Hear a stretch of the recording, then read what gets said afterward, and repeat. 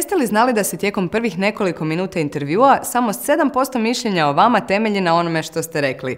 Ostalo je posljedica dojma o vašem izgledu, ponašanju i glasu. Stoga se potrudite na razgovor za posao doći lijepo i uredno odjeveni, djelujte pozitivno te govorite jasno i sigurno. Svi se na razgovoru za posao želimo prikazati u najboljem svjetlu, stoga je mala nervoza sasvim uobičajena. Ključ u prevladavanju nervoze je dobra priprema. Kako biste prevladali nervozu i održali što uspješniji razgovor, nudimo vam nekoliko savjeta.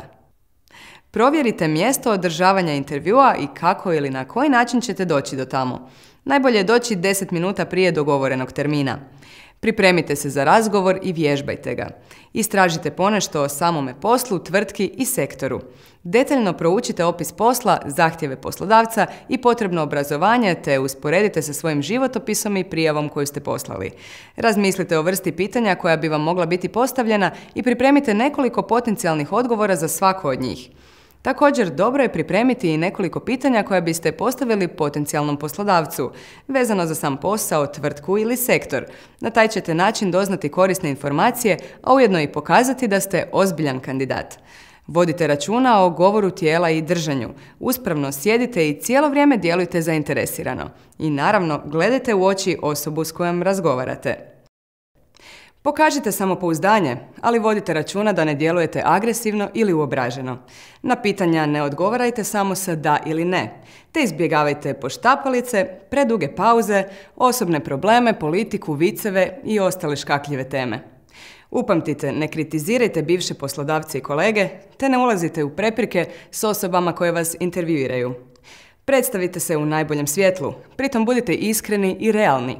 No svakako istaknite svoja postignuća i pozitivne kvalitete, posebice one koje bi vam mogle koristiti na budućem poslu. Primjerice komunikacijske vještine, timski rad, informatičku pismenost, pozitivan stav, sposobnost brzog učenja, odlučnost, fleksibilnost. O sebi govorite pozitivno, ali iskreno. Na razgovor ponesite svoj životopis i ostale dokumente koji bi mogli zanimati potencijalnog poslodavca. Budite spremni razgovarati o visini plaće, ali pokušajte ovu temu odgoditi sve dok ne dobijete konkretnu ponudu od strane poslodavca. Na kraju razgovora naglasite da ste vrlo zainteresirani za posao, te se raspitate o sljedećim koracima u natječajnom postupku. Slobodno zatražite povratnu informaciju o tome kako ste prošli na razgovoru, neovisno o tome jeste li ušli u uži krug, odnosno dobili posao ili ne. Upamtite i primijenite ove savjete, no prije svega dobro se pripremite. Priprema je ključni preduvjet uspješnog razgovora za posao.